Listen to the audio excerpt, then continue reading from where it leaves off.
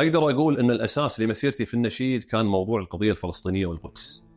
أول نشيدة أنشدتها في حياتي كانت عن فلسطين واسمها في ليلنا هذا. توالت الأناشيد عن القضية الفلسطينية، فقدمت إن كنت تبغي فلسطينا ويا خيول الفجر، وناديت غزة وإذا ما تجبر جيش الظلام، وسنكتب بالإباء لهم بيانا. وطبعا قمة هذه الأناشيد بالنسبة لي هي أنشودة مولاي إني سائر، اللي كتبتها ولحنتها وأنشدتها، وهي الأشهر. فالقدس صاحت غادر أدمى فؤاد الطاهر، إني سائر حتما سائر. هذه الأنشودة لقت انتشار كبير خصوصا بين أوساط المقدسيين، والسبب أن هذه الأنشودة لم تطلب مني، لكن كانت تعبير ذاتي تلقائي عما كان يجول في خاطري من مشاعر وآلام تجاه اللي كان يصير من مآسي وجرائم كانت ولا زالت إلى يومنا هذا تمارس ضد شعبنا في فلسطين وغزة. ونداء الأقصى بكاني فجر وجداني، وضمير الأمة يا ربي مات بلا جاني. الحقيقة نحن نعيش في غابة يأكل فيها القوي الضعيف، وهذا متوقع في ظل عالم بعيد كل البعد عن تعاليم الرحمن وشرائعه. من فائها إلى نونها إلى بقعة المسرى، من اسمها إلى رسمها سبحان من أسرى. جمعت خصالا رسخت بين الورى تترى، تاريخها يحكيه من بجمالها درى.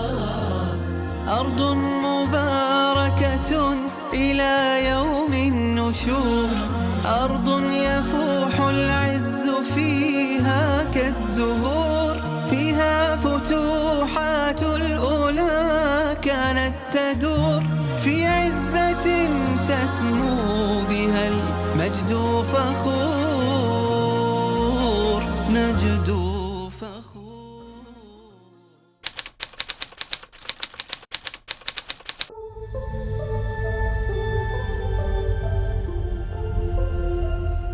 القدس هي القضية الأولى في حياة الأمة، فلم تحد يوما بوصلتها عن القدس، وأثبت التاريخ لنا ذلك بوضوح.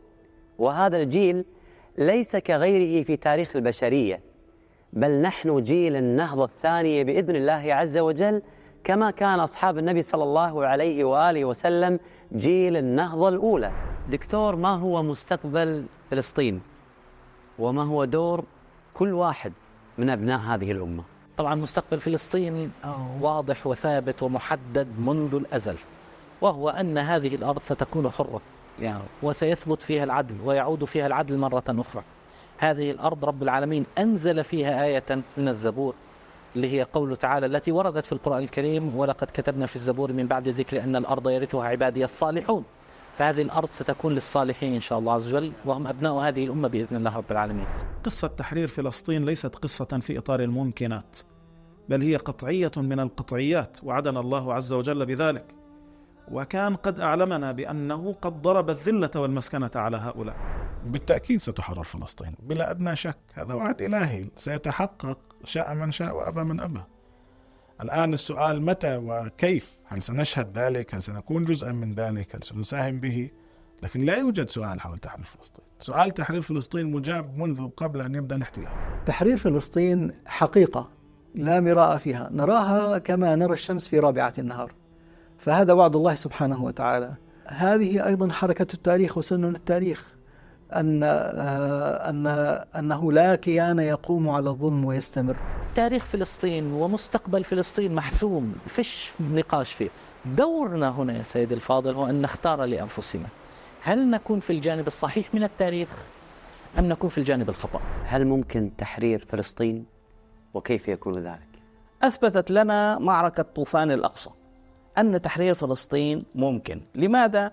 لأن إسرائيل الآن أعطينا الدليل العملي على أنها قابلة للهزيمة، وأنه يمكن أن ننتصر عليها رغم ظروف الانحطاط السياسي. اليوم معركة طوفان الأقصى أول معركة تهز القبضة الصهيونية عن الحد الأدنى من الجغرافيا الذي كان يظن الاحتلال أنه لن يهز في يوم من الأيام، الأرض التي احتلها في 48 في النكبة. ثانيا الكيان الصهيوني كيان استيطاني.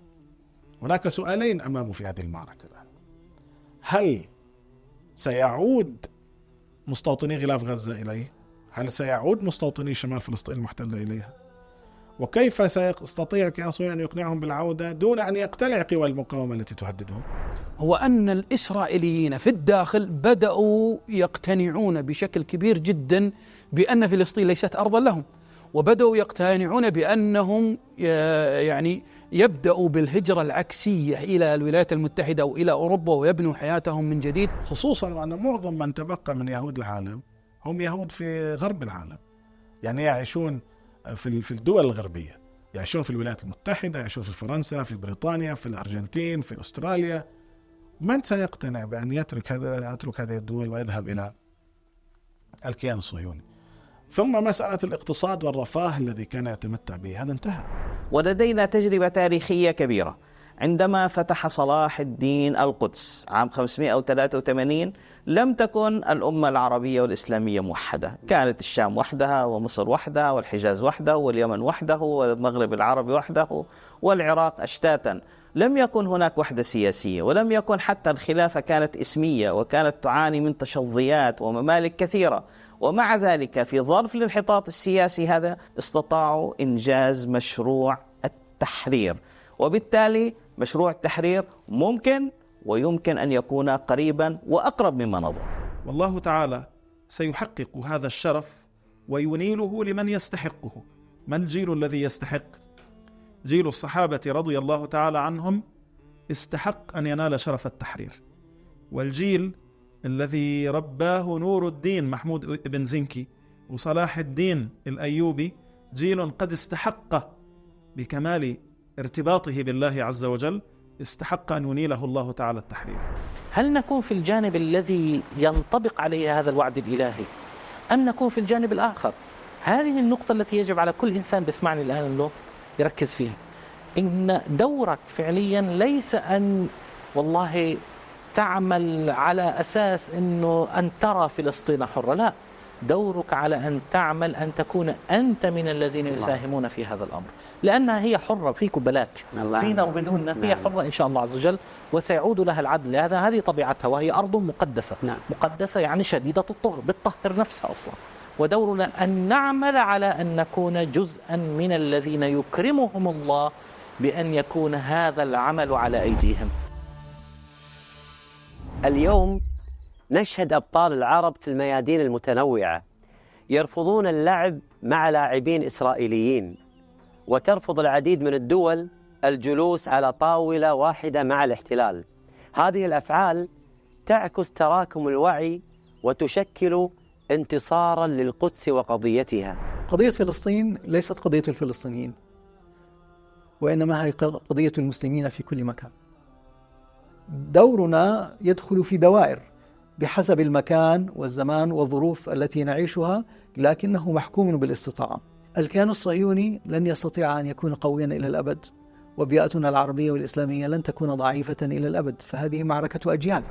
إن فلسطين ملك للأمة الإسلامية كلها، لكن الله سبحانه وتعالى اختار الفلسطينيين ليعيشوا فيها ويضحوا بكل ما يملكون من أجلها، وعلى إخوانهم المسلمين في كل مكان في العالم أن يبذلوا وسعهم ليكونوا في خدمة مسرى نبيهم محمد صلى الله عليه وآله وسلم. فقد قال: صلاة في مسجدي هذا أفضل من 4 صلوات فيه، أي المسجد الأقصى، ولنعم المصلى هو أرض المحشر والمنشر. محمد، أنا على يقين كثير ممن يشاهدنا الآن يسأل هذا السؤال: هل يمكن تحرير فلسطين وكيف؟ الحقيقة أن تحرير فلسطين يحتاج إلى مقدمات غاية في الأهمية. أعظم هذه المقدمات أن يكون المسلمين متمسكين بإسلامهم تمسكا حقيقيا، وفي حال أن يرضى الله تبارك وتعالى عن مؤمنين فإن الأسباب كلها ستهيأ تلقائيا للمسلمين، فإنهم سيجدون القوة أمامهم، ويجدون الصناعة أمامهم، ويجدون الاقتصاد والمال أمامهم، بمجرد أن يتمسكوا بماذا؟ أن يتمسكوا بإسلامهم. لا يمكن أن تحرر فلسطين إلا إذا كانت قضية إسلامية وتمسكنا بإسلامنا. النبي صلى الله عليه وآله وسلم أوضح هذا للأمة فقال: بين أنا نائم إذ رأيت عمود الكتاب احتمل من تحت رأسي فظننت أنه مذهوب به فأتبعته بصري فعمد به إلى الشام، ألا وإن الإيمان حين تقع الفتن بالشام. فالإيمان الذي كان في المدينة أيام النبي صلى الله عليه وآله وسلم، أي الإيمان الذي أدى إلى ظهور الحضارة الإسلامية الأولى وانتشارها على مستوى العالم، هو الذي سينتقل إلى الشام. ومن ثم فلا غرابة أن نرى النموذج الأول في الحجاز يتكرر اليوم في ظروفه في الشام، وتحديدا في فلسطين، بين فترة وأخرى. ومعركة الطوفان أسهمت إسهاما كبيرا في تربية أبنائنا على حب فلسطين، حبا مقترنا بالقرآن، مقترنا بالدين، مقترنا بالعقيدة. وسلخ فلسطين من الإطار الديني والإسلامي أعظم جريمة يمكن أن تقترف في حق هذه القضية المباركة. ونحن نؤمن إيمانا يقينيا بأن لحظة التحرير آتية وقريبة بإذن الله، وهذا ليس من باب المشاعر ولا العواطف ولا الانفعالات ولا من باب الشعارات، قراءة واقعية للأحداث والتطورات، وخاصة بعد معركة طوفان الأقصى كل المؤشرات تنبئنا بأن زوال هذا الكيان الصهيوني صار قريبا. حينما نقول أن معركة طوفان الأقصى فتحت آفاق التحرير، هي فتحتها من الناحية الواقعية وأصبح الطريق مفتوحا، يعني واضحا مقروءا.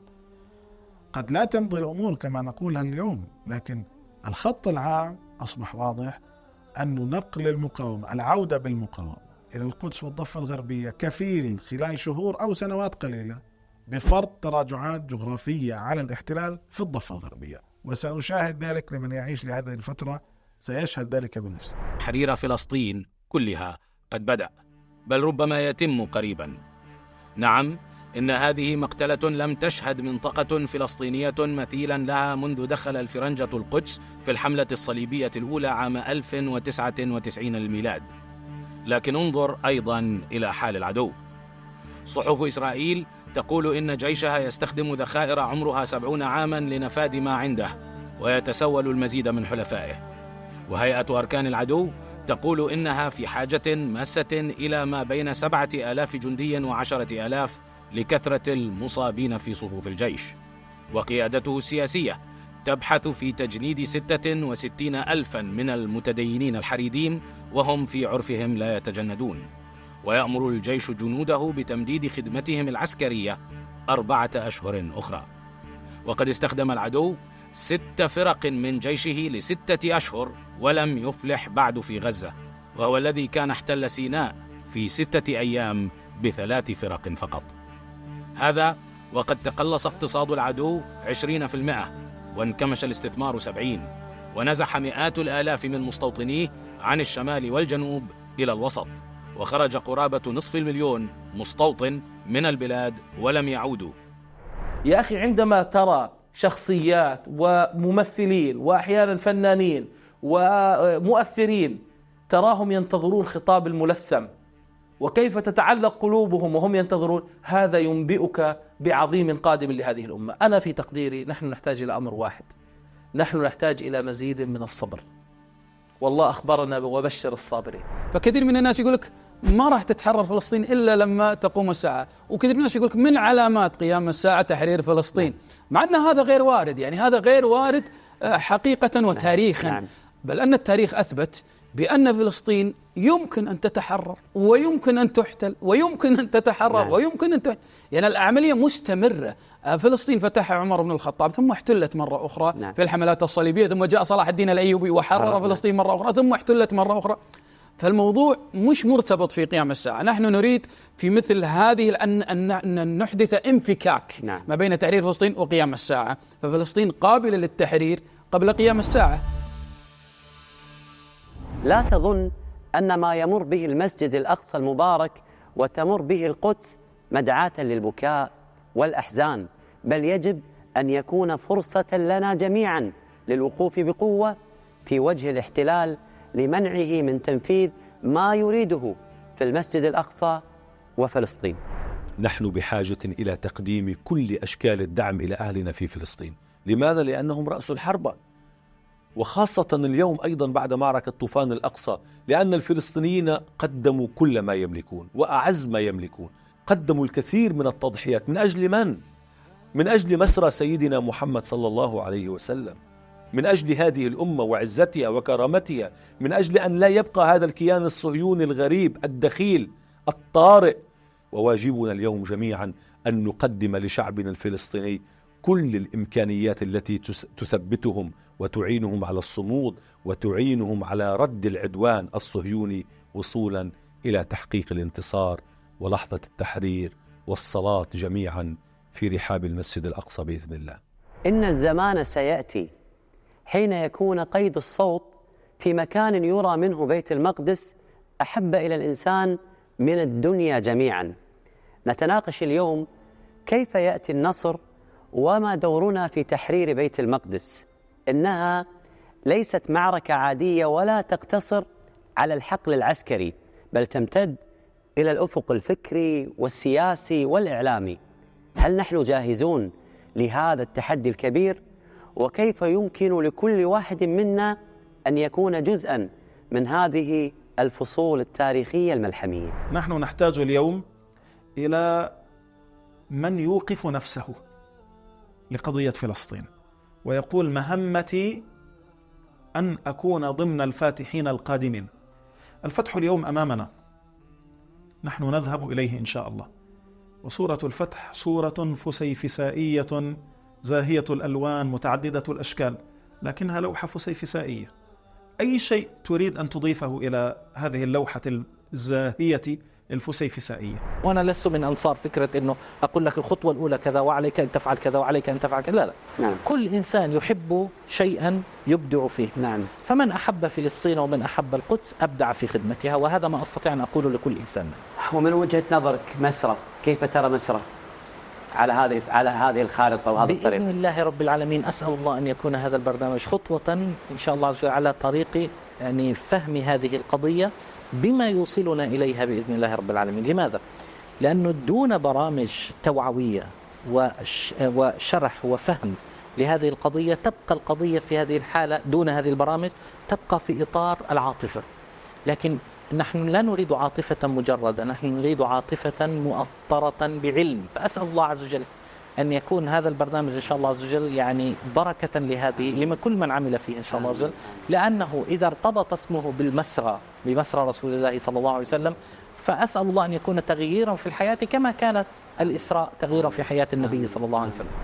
إن مستقبل القدس مضمون بإذن الله عز وجل، فالقدس ستحرر قريبا بإذن الله رب العالمين، والحق واجبنا في ذلك أن نختار لأنفسنا أن نكون في الطرف المنتصر الذي سيتشرف بأن يجري على يديه هذا النصر، أو ألا نكون فيه، كما قال الله سبحانه وتعالى: وإن تتولوا يستبدل قوما غيركم ثم لا يكونوا أمثالكم.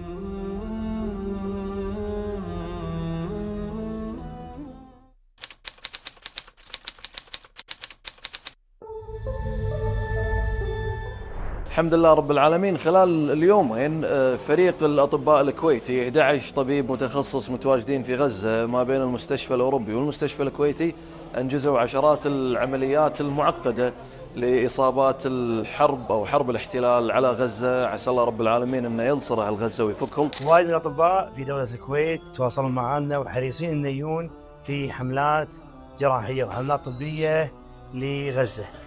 هدفهم مساعدة إخواننا في غزة. عشان نحقق هذا الهدف أرجو من كل الأطباء أن يتواصلون مع الأطباء المتواجدين في غزة في تخصصاتهم.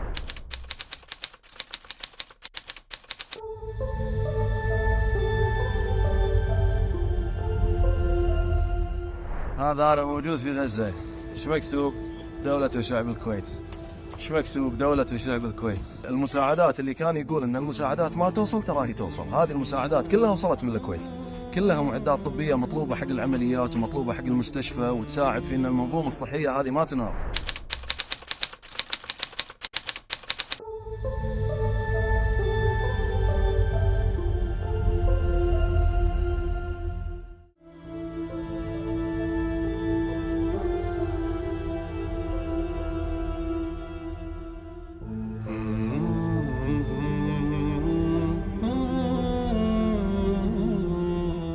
اللهم ربنا عز جارك وجل ثناؤك وتقدست أسماؤك، اللهم لا يرد أمرك ولا يهزم جندك، سبحانك وبحمدك.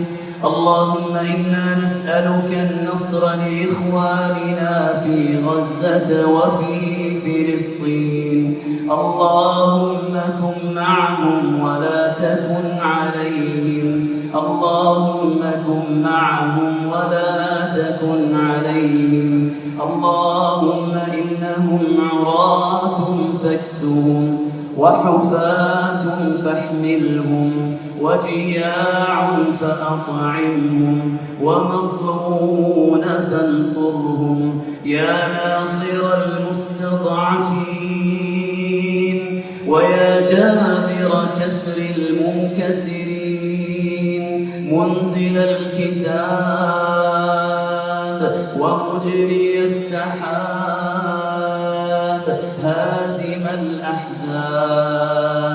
اللهم أعد المسجد الأقصى إلى رحاب المسلمين، اللهم أعد المسجد الأقصى إلى رحاب المسلمين، وارزقنا فيه صلاة طيبة قبل الممات يا رب العالمين.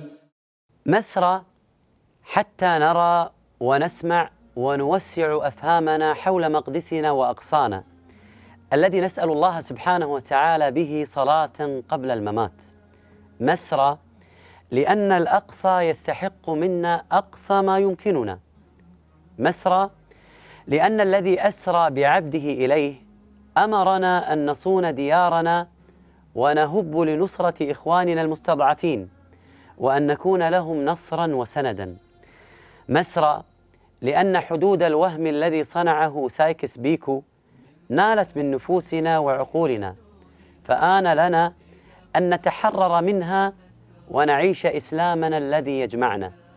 مسرى لأن فلسطين والقدس ابتلاء واختبار، وتفريطنا في هذا الاختبار يجر المعركة يوما بعد الآخر لكل ديار المسلمين، فلا تظن أنك في مأمن من الصهاينة. مسرى لأن وعد الله سبحانه وتعالى حق، ولأن جيش التحرير لا يحمل معه إلا الشرفاء، ونسأل الله سبحانه وتعالى أن نكون منهم، وأن يستعملنا الله سبحانه وتعالى لنصرة دينه وشرعه وعباده المستضعفين. مسرى وللقصة بقية نحكيها لأحفادنا في ساحات الأقصى بإذن الله عز وجل يوما. مسرى لجيل يحرر الأقصى. تاريخها العابق قد أزكى الزمان ثرى، قدسية الأخبار لا سيف بها يروى، فيها جميع الأنبياء صلوا وزد أمرا، لم يجتمع في غيرها سرا ولا جهرا. المجد للأقصى على مر العصور، مهما طغى العادي عليها بالشرور، دوما سيبقى في الفؤاد لها حضور، حتما سيشهد مجدها كل غيور، كل غيور. من فائها إلى نونها إلى بقعة المسرى، من اسمها إلى رسمها سبحان من أسرى جمعت خصالا رسخت بين الورى تترى تاريخها يحكيه من بجمالها أدرى بجمالها أدرى